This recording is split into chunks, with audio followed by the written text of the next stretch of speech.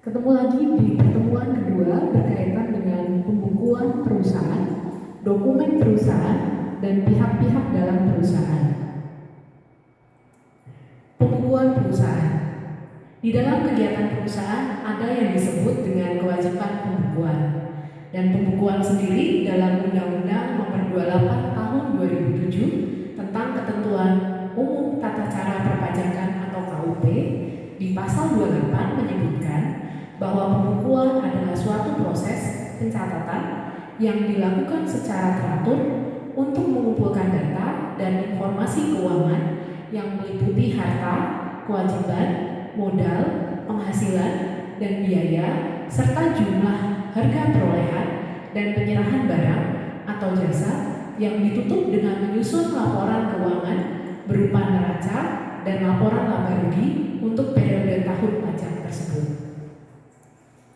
Kewajiban pembukuan itu diatur di dalam pasal 1131 KUH Perdata, di mana pembukuan menjadi penting karena memuat juga posisi aset perusahaan.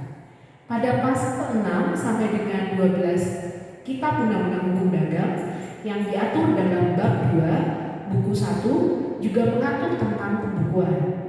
Pasal 6 mengatur tentang kewajiban pengusaha untuk membuat pembukuan, waktu pembuatan pembukuan, dan jangka waktu pembukuan.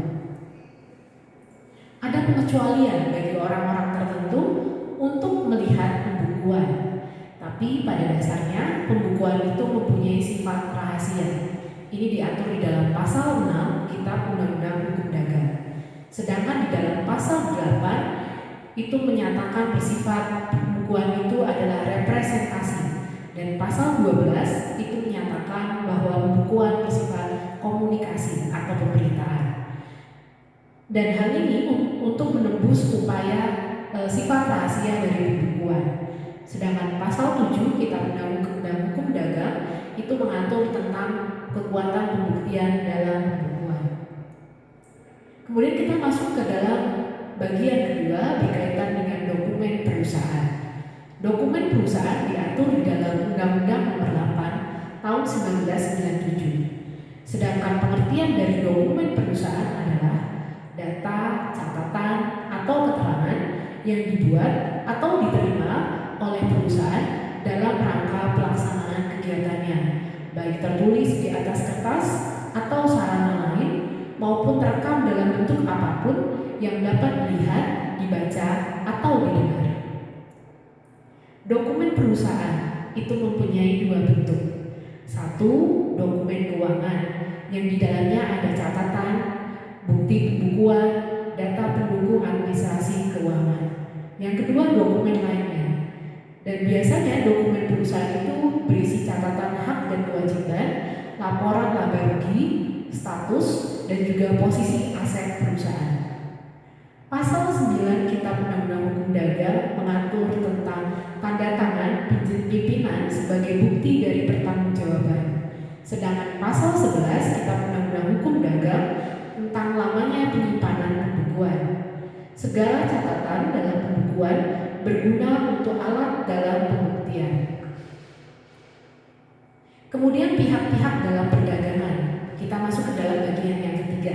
Dalam hal ini pengusaha dan perantara. Pengusaha dan perantara berdasarkan dari hubungan kerja itu dibagi menjadi dua, karena perjanjian perburuhan dan juga karena perjanjian pemberian kuasa. Kalau di dalam perjanjian perburuhan itu diatur di pasal 1601 Kitab Undang-Undang Perdata dan juga Undang-Undang Nomor 13 Tahun 2003. Contohnya adalah pelayan toko, pekerja keliling, pimpinan perusahaan. Kalau perjanjian pemberian kuasa itu diatur di pasal 1792 Kitab Undang-Undang Hukum Perdata. Contohnya agen perusahaan, pengacara, makelar, dan komisioner. Makelar diatur di dalam pasal 62 sampai dengan 73 Kitab Undang-Undang Hukum Dagang. Cirinya, yang pertama, makelar diangkat oleh presiden atau pejabat lain yang berwenang, dalam hal ini Menteri Kehakiman. Yang kedua, sebelum menjalankan tugasnya harus disumpah oleh Ketua Pengadilan Negeri bahwa dia akan menjalankan kewajibannya dengan baik. Yang ketiga, dalam melakukan pekerjaan, ia selalu bertindak atas amanat dan atas nama orang lain, dalam hal ini prinsipal.